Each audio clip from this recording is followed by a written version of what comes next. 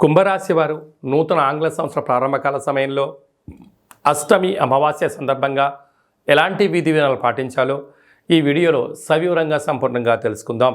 కుంభరాశిలో ఏ నక్షత్రాలు వస్తాయనగా ధనిష్ట నక్షత్రంలోని 3వ పాదం, 4వ పాదం, శతభిష నక్షత్రంలో 4 పాదాలు, పూర్వాభాద్ర నక్షత్రంలోని 1, 2, 3 పాదంలో కలిపితే కుంభరాశి. కుంభరాశి యొక్క అధిపతి శనైశ్వర స్వామివారు. చాలామందికి పుట్టినటువంటి కాల సమయంలో డేట్ ఆఫ్ బర్త్లు లేనటువంటి ఏకైక కారణం చేత పేరు యొక్క మొదటి అక్షరాన్ని అనుసరిస్తూ ఆ రాశిని తెలుసుకునే ప్రయత్నం అవుతుంది. అవి ఏ అక్షరాలు ఒకసారి పరిశీలన చేద్దాం. గు, గే, గో, సా, సి, సు, సే, సో, ద అక్షరాల వారందరూ కుంభరాశి జాతకులే. కుంభరాశి యొక్క అధిపతి శనైశ్వర స్వామివారు. వీరికి ఏళ్లనాటి శని మధ్యమ సంచార స్థితి జరుగుతున్న విషయం తెలిసినటువంటిదే. కనుక వృత్తులలో, ఉద్యోగాల్లో, వ్యాపారాల్లో తొందరపాటు నిర్ణయానికి ఇది సరైన సమయం కాదు అని చెప్పి మీరు గమనించగలగాలి.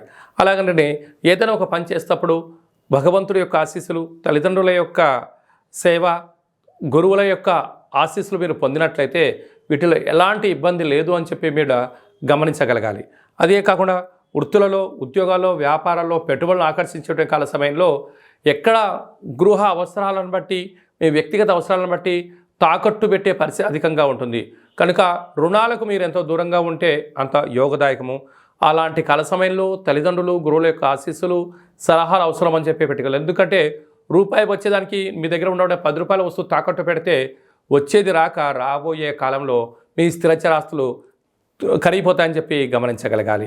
తృతీయలో గురు సంచార స్థితి ఉండడం వలన తల్లిదండ్రుల మాట, విదేశాలకు వెళ్ళాలని మీ యొక్క కోరిక నెరవేరబోతుంది. అష్టమంలో కేతు. చిన్న చిన్న విషయాలకు ఆందోళన తగదు. మౌనం, ధ్యానం, ఆసనం అవసరం.